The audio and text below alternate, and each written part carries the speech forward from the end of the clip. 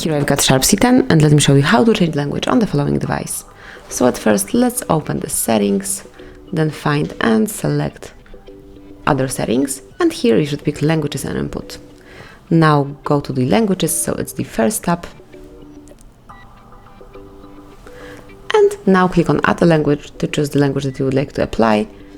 As you can see, here you've got a wide list of languages, so everyone will find something suitable. And let me pick, for example,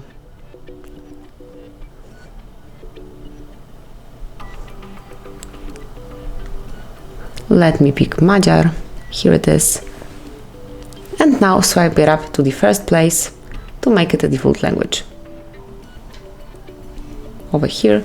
And as you can see, within a couple of seconds right now, the device is in Magyar. So you have new default language, and then if you would like to change it back to English or pick some other language, simply go back to languages and swipe English up, or you can permanently delete the languages by tapping on more icon, clicking on remove, and then selecting the languages that you would like to delete. Tap on the bin icon and confirm that you would like to remove them.